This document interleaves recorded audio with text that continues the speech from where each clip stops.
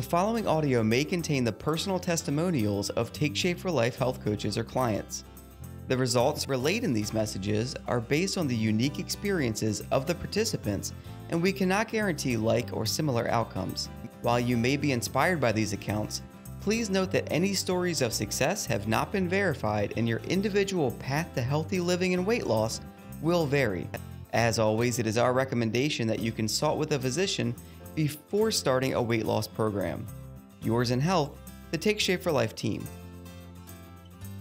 All right, welcome everyone to the Habits of Health call. I am Amber Smithson, certified health coach with Take Shape for Life Optavia, and we are so excited that you've decided to spend your Wednesday evening with all of us. And with these calls, there's a lot of different kinds of people who hop on. There's clients, there's health coaches, we have health professionals, or even sometimes people who are just checking us out. They're just seeing what we're all about and want to be part of our community. So we just want to welcome every single one of you.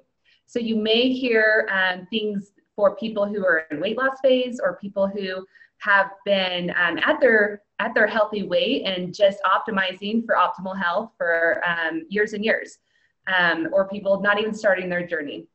So check with your individual health coach if you have any questions about anything you hear tonight. But this call is for people who want to really grasp onto the habits of health. And tonight we have a special guest with us, and it's Dr. Wayne Scott Andersen himself, Dr. A, as we lovingly all call him. And we're so excited tonight. Dr. A, are you there?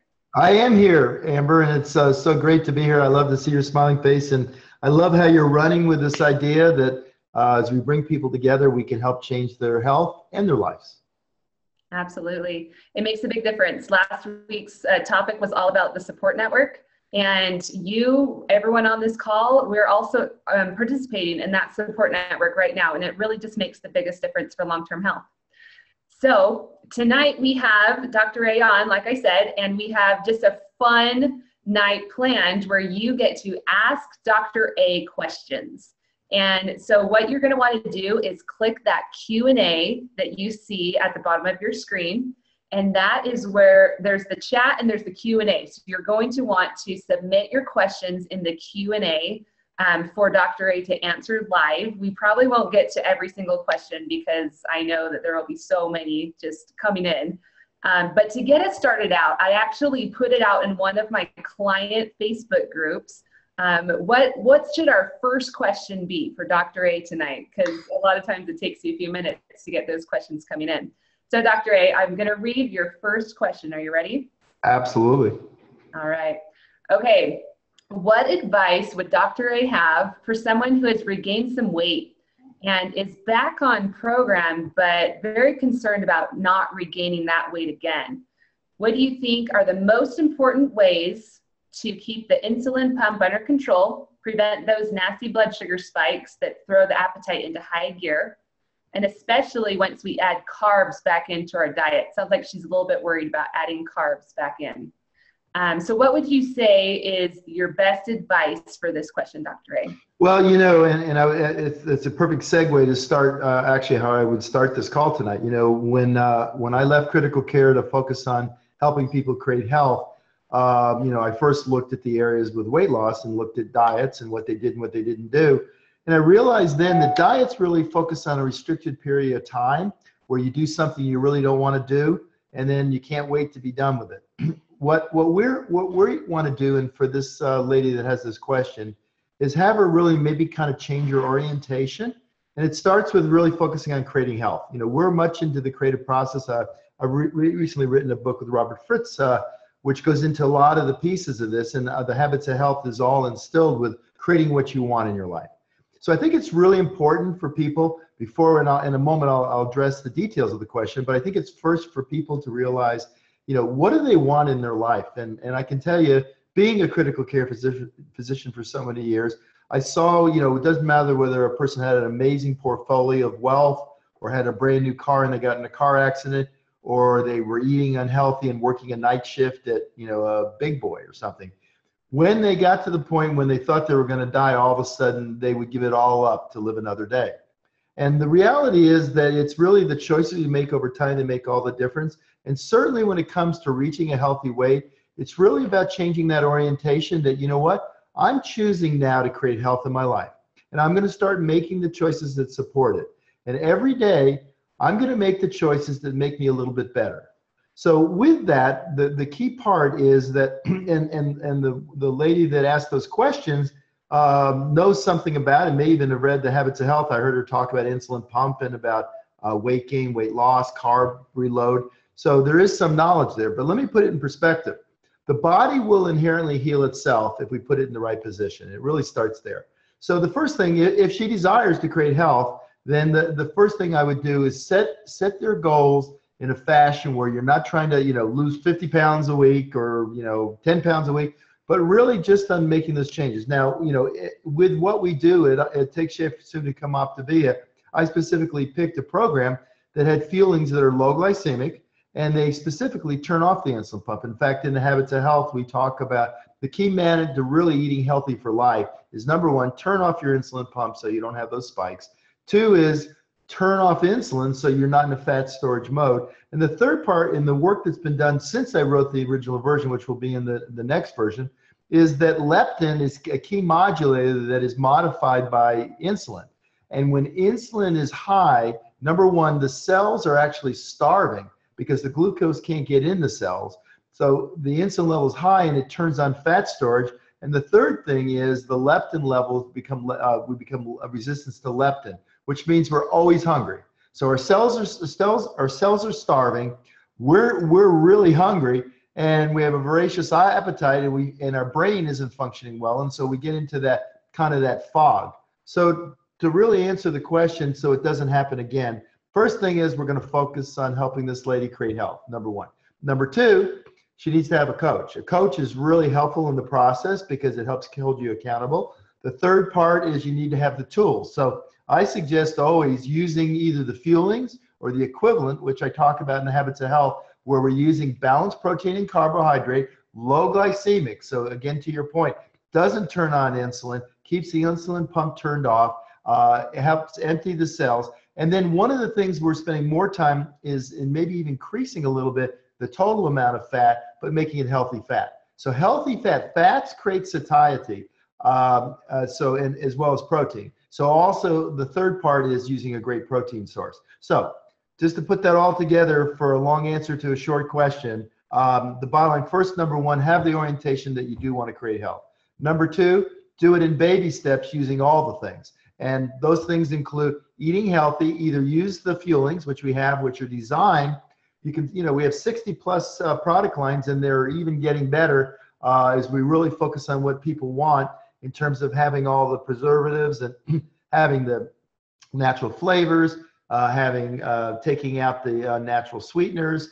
So basically, we're attuned to what people want, but more importantly, putting it in a structure so they'll they'll start losing weight and do it in a progressive fashion. At the same time, for the long term, as you start in conversion, knowing what's healthy. We want to eliminate or lower. We don't want to eat sugar, and we don't want to eat flour or refined grains, because those two things are, especially for people, by the way, that have a high susceptibility. And in the book, I'll talk a lot about susceptibility index. There's a third, and a third. A third of people are really susceptible to sugars. It's like alcoholics. An alcoholic can't really ever have a drink. And those that are in the high susceptibility range, they really shouldn't ever have sugar. So it's not like I'm going to take a day off and have a hot fudge sundae on Sunday. Yet the neat thing is, once you start losing your weight, becoming healthier, your insulin pump's turned off, sweetness in your taste profile, your taste buds renew themselves, basically relatively many times a month. So you're going to start having more of the subtleties. You'll be able to stay away, have natural things. And you can have natural things like, once you reach a healthy weight, fruits become incredibly satisfying. I know we were just down in Costa Rica. They had amazing different types of fruits that I actually almost lived on them because they were so amazing. So it's not that you have to give away your satisfaction with food, but first of all, number one, know the priority. The building blocks of food you have to stay away from are sugars and flours and refined, because they are literally almost like a drug for many people. Second thing is you want to eat in moderation. You want to eat portion control. We teach you that with the fuelings. We have a plate system in the Habits of Health that will teach you that, but you can still eat amazingly great things. And then the third part of the ancillary things, number one, having support, plan your meals. The third part is sleep. I didn't really get into it here, but it's sleep. When you sleep well, what happens is you recharge your brain, and in the morning when you wake up, you have a stronger discipline to make the right choices until they become habits of health. Over time, the habits which are healthy will actually become healthy for you, and you'll do and start thinking about it, and you'll feel so much better. And not to make this even longer, but just one last thing. We're finding now with brain health, and it's on somebody's mind, when we can stay away from sugar and refined sugars, when we can eat disciplined eating 3 to 6 times a day. I love eating smaller portions throughout the day. When we can sleep well, and then we can add more motion because we feel better, our brain actually starts to improve itself, thinks better, and all that works together to really make a difference, Amber. Awesome, Dr. A. And you said so many good things, but one of the things I heard goes with another question that's come up. You talked about the third that really struggle with that sugar triggers. And so the question from Claudine was, how can I control my weakness for binge eating attacks? Yeah, that's a great question. And listen, by the way, we're not, again, if somebody has a serious eating disorder, you really should seek professional help. It's really important. And if it's been repetitive, but for people, let's face it, they've made the food industry is actually created. It's almost addictionology. Not to get anybody in trouble, but they actually do things to the food to make it so salty and so sweet, and combine those different flavors, the crunch, and all these things that we know awaken what's called the nucleus accumbens in our brain. And when that gets activated, it's like a pleasure center, just boom, lights up. So it's difficult. And if you have a tendency to have high susceptibility to food, then you have to be very careful. And sugar is very much like a drug. In fact, if you look at coca leaves, they're eaten, and people don't get addicted to them, but they refine it and make it into cocaine, and people get very addicted. The same thing with heroin, right? Same thing with sugar. In its natural state, it's a sweet beets and a sugar cane. It's really not that sugary, but when it's refined and forms a white powder, or flour, same thing, they become almost like a drug. About a third of the population is very, very susceptible and really wants to stay away from it. So what I would say to anybody is, number one, if you're overweight and you need to reach a healthy weight, the first thing you want to do is you want to start on something like using our fuelings. You want to balance carbohydrate, complex carbohydrate, low glycemic, which will turn off that craving. In about 3 days, you won't crave sugar. So it ameliorates the that tendency to really want it bad, and you actually feel it go away. Second is you start eating healthy proteins, which also creates satiety, which means you're not as hungry. And the third thing is healthy fats. During the weight loss phase, obviously we have to be very careful, but like a teaspoon of olive oil is a great choice. You just want to stay from things that are refined, because all those things trigger the pleasure centers. That's the first thing. And then moving forward, as long as you look and you stay in the low glycemic range and stay away from these refined foods, it'll be easier. So that's actually your brain. That's actually the physical addiction. Then beyond that, when you start having the urges, you want to have set in advance when you feel that way what you're going to do. It can be as easy as just go in and clean out your closet, or go for a walk, or walk the dog. Or it may be that you call your health coach. Your health coach is a great thing. It's almost like 911 to my health coach. Or come into our community, right? There's always someone in our community that's there for you. But make sure you get help, because being together, that's the whole key of OptiV in our communities, is to create an area where you can come in and there's always someone there to support you. I totally agree, Dr. A. And one thing that you were talking a little bit about refined foods and things like that, and Esther had a question in the Q&A, and she said, how do you define processed foods? Or she said, I don't consider our fuelings to be processed, but some people have expressed that they were worried about it because it was in a package. Yeah. So can you maybe give some clarification that way? Yeah, no, I think that's great. And that's, and I'm glad that she's heard that, because yes, it's processed foods, it's like everything else. There's things that are good and there's things that are bad. The processed food simply means that it didn't grow on a tree. So, we know this. We know that for the most part, when we can eat whole foods and we can eat them in the right portions, that's the way to go. We know that. But what we also know is that we live in a world that logistically it's very difficult to always find that, have that with you, or be in a place where it's available. So what we've done with Optavia is actually create healthy foods that are packaged. So in a technical sense, yes, they're processed, but they are specifically designed to be healthy and packaged foods. They're designed, again, to be low glycemic. We've designed to take out all the sugars, all the bad sugars.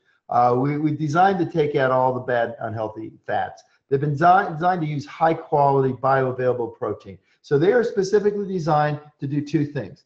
Used in combination 5 times a day, every 3 hours, along with a lean and green, which is a healthy meal, they will put you in a mild fat burning state and you will start losing weight. They also shut off, again, what we talked about earlier, the insulin pump, shut off fat storage, and people start to naturally burn their extra fat storage. So that's what we want.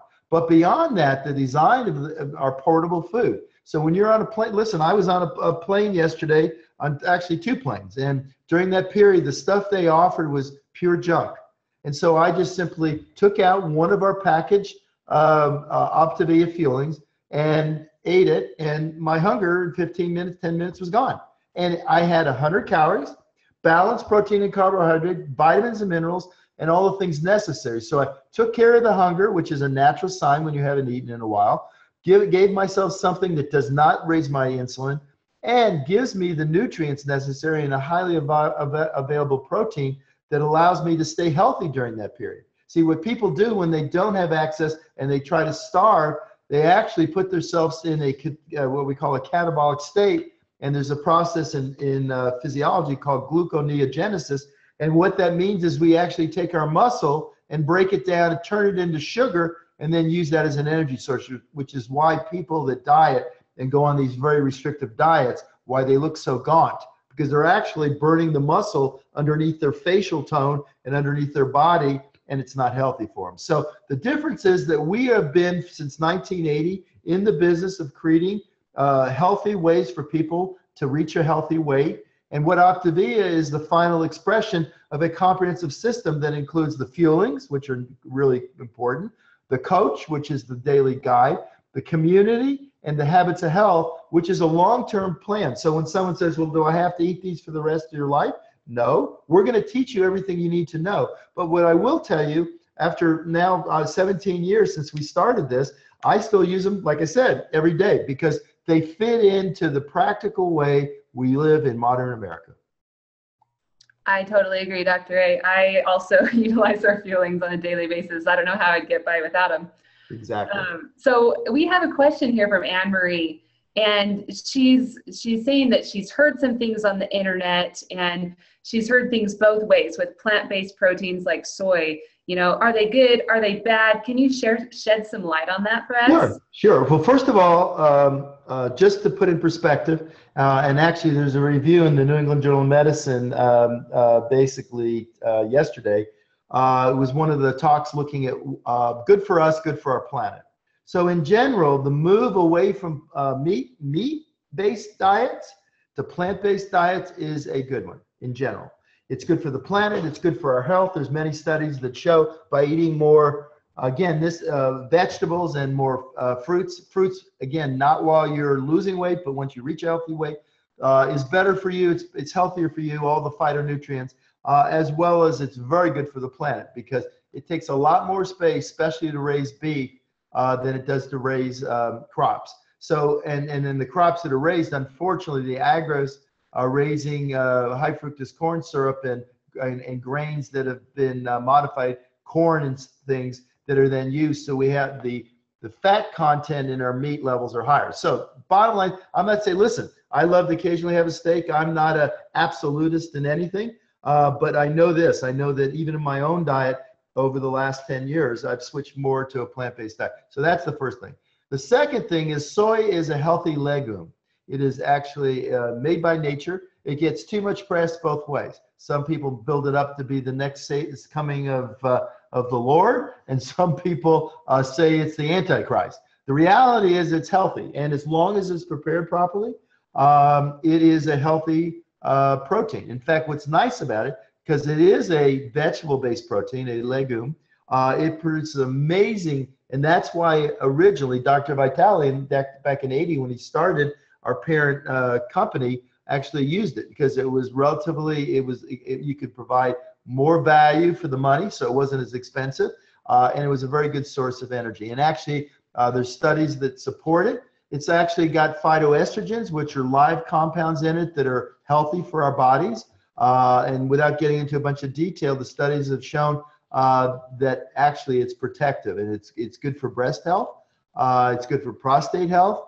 It's a phytoestrogen. It's not an active hormone like estrogen that physiologically affects the body the same way, but it occupies the same spaces, and it's actually been shown to be efficacious for it. So I can tell you that I've used it for 17 years. My girls both grew up on it. They're amazing. One is actually cheerleading at their open, getting ready to go to the championships. The other one is a sophomore in college, and they're in great shape. They feel great, and they've done very well, and they've used those the whole time, and they're in excellent physical shape. Great answer. I love that. And the next question comes from Trisha. And Trisha is wondering about, she was reading about glycemic index in your book in chapter 9. And she was wondering about the difference between glycemic index and glycemic load, because she was wondering about, like, watermelon, for example, high glycemic but low load. Yeah, that's a great question. And if you look in general, they usually follow each other. So I spent a lot of time when I was writing The Habits of Health and looked at all those things. I actually looked at sugar content. I mean, there are multiple ways to skin a cat. But what I found about glycemic index is, and watermelon's a great example. Watermelon is one of the outliers where actually its glycemic index is high, but because it's almost all water, the glycemic load is low. So in other words, the two things matter. One thing is that if something raises your blood sugar, its glycemic index is higher. What they do is they take people, they have to use live people, by the way. This is one of the tests that cannot be done in a test tube. So it has to be done live. And so it's very expensive to do. But bottom line, what they do is they have to feed them individually. Each substance has to be fed individually. You can't feed them a complex meal because you don't know what does what. And when you put things together, it actually can lower or raise the glycemic index. So for instance, when you put something like a salad or pasta, and pasta has a relatively high glycemic index, you put a bunch of lemon on it and it actually lowers it a little bit. If the pasta's pastification, if you actually keep it al dente and the pasta basically is really firm, the glycemic index is lower because the body still has to break it down before it can be used as a full fuel source. So why I picked glycemic index, and by the way, there's a great book written by one of the top professors at Harvard, who's a physician, just now bringing it back again, how important it is. And so the validation, I tried to pick things that have been shown over time to be very important. So glycemic load means that you take the glycemic index times the amount of content that's in it, and then you see how much it loads up.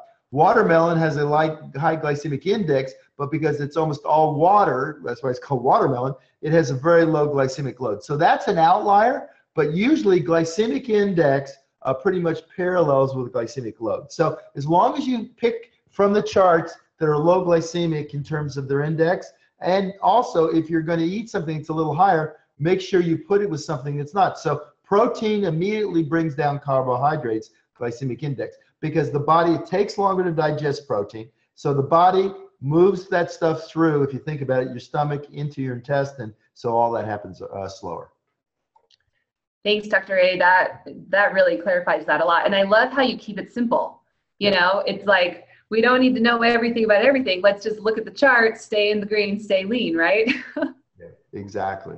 Awesome. Exactly. Yeah. Okay, I have another question here from Barb, and she says, Dr. A, if someone is already at a healthy weight, is there any benefit for them to begin any of these programs, or is this only for someone who's overweight? No. The Habits of Health has nothing to do with weight. The Habits of Health is about creating optimal health. So with that, the first phase, there's 4 phases of the Habits of Health. First phase is reaching a healthy weight. Yes, 68 to 70% of us are overweight or obese, so that should be a key area. Because it's the thing that'll have the biggest impact on your health. Other than cigarette smoking, the two things that really impact our overall well-being and health are obesity and being overweight and cigarette smoking. Obviously, bad drugs too, but in general, that people have control of, that most people or people do. So the answer is phase 1 is reaching a healthy weight. Phase 2 is learning the habits of health. So yes, absolutely. Our program, Optavia, is about all the habits of health. So if you're not, I saw some going through the chat, if you don't sleep well, you dramatically increase your risk of disease. If you're not moving, if you're not active and you don't know how to do that properly and you're not part of that, every hour we sit on our rear, 22 minutes off our life. Bottom line, when I wrote The Habits of Health in 2008, people thought they could exercise 3 times a week and sit at their desk the rest of the time.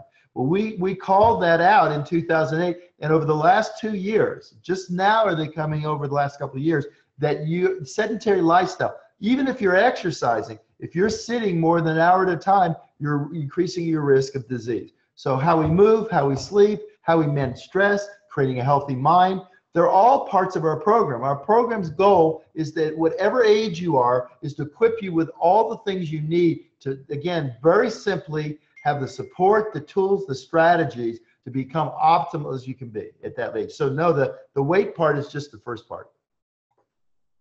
Awesome. Totally agree. I agree with everything you say, though. I love your stuff, Doctor. I love your book. Thank you.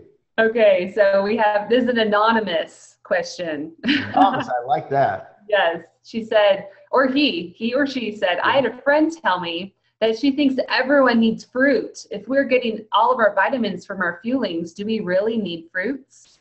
Yes, you do. Because basically fruit, okay, so there's 2 parts. While you're losing weight, the design is we're switching, we've elected to switch energy sources. We're switching from using carbohydrate and mostly glucose to actually using fat as our energy source. Because if you're overweight, you store 99.9% of that as fat. In fact, if you have a BMI of 30 or about 30 pounds overweight, you literally have 145,000 extra calories. You cannot lose that with exercise. You'd have to run, a marathon is 2,600 calories. You'd have to run a marathon once a week for a year to lose that 145,000 calories. So that's not going to happen, right? So that's the first part. I mean, it's absolutely important that we realize that, because that's where it starts at. But once you reach the healthy weight, which can take, depending on how much weight you have to lose, on average, we're not going to make any claims on how much, because it's different for everybody. But the reality is you lose weight safely and effectively using the fuelings. And as you do that and you reach towards a healthy weight, and now you're at a point where you're going into what we call eating healthy for life, yes, that's when fruits come in. And even though we have all these nutrients in our fuelings, you want to have live fruits, because basically they have all these phytochemicals, and they have these phenolic compounds, and they have these antioxidants, and they have all these incredible things that really help optimize. So the first phase, as we talked about earlier, is reaching a healthy weight. The second phase is learning the habits, which include eating healthy, which includes fruits. The optimization is the third phase. That's when you're really focusing in, making sure you're having quercetins, and you're having all purple and blue and red vegetables, and you're having lots of them, and making that more your diet and moving more away from meat. But we know it takes time to make these adjustments, and trying to do all this stuff at once, going cold turkey from the traditional American diet, Western diet, isn't going to work. So we're taking you and allowing you to go the pace you want. And the fourth phase is when you're living a longer, healthier life, and that in every area will then refine down. But moving from phase 1, which is reaching a healthy weight, to phase 4 by going through phase 2 and 3 really is just the next step. But I can tell you that if you're not focusing on phase 1 and you're 50 pounds overweight, you can go to one of those GNC stores and buy all the gobbledygook you want, but you're not going to be healthy, and you're going to die earlier than a natural death, because that's what's supported by the studies. I'm not saying that personally. I'm saying there's 1,000+ studies that show that people that have a BMI of over 30 basically have more risk for all the diseases, including the ones we don't want, all the ones that are the top killers, and also not having a quality of life. We want you guys to thrive. Optavia is about the optimal way. We want you to be healthy and moving forward, because, as a critical care physician, I've taken care of so many people in the past that just did not make the right choices, and then we're suffering those. The good news, it doesn't matter where you are, even if you are not doing well health-wise now, by making these choices, you can make a dramatic difference in your health going forward. Wow, Dr. A, that was just such a good Q&A session. I saw so many people in the chat saying, "We should do this every week," and we're not gonna have you on every week, but I think we really enjoy having you every time that you come. Awesome, cool. It was great being here, and just for everybody, doesn't matter where you are now as a result of the choices you've made in the past. Make a decision to decide, I want my health to be a priority, and we're here to help you. We'll help you any way we can. Thanks, Amber. Awesome. Well, we're going to go ahead and wrap up the Habits of Health call now. And a big thank you to Dr. A for joining us for this Q&A. And for any of you who are on now, feel free to stick around for just a few more minutes. We are going to tell you a little bit more about what it means to pay it forward and to help other people on their health journey. So stick around, and we're going to get going in just a minute.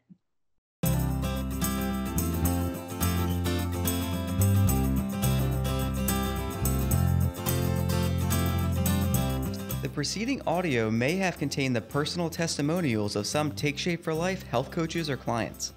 The results relayed in these messages are based on the unique experiences of the participants, and we cannot guarantee like or similar outcomes. While you may be inspired by these accounts, please note that any stories of success have not been verified, and your individual path to healthy living and weight loss will vary. As always, it is our recommendation that you consult with a physician before starting a weight loss program. Yours in health, the Take Shape for Life team.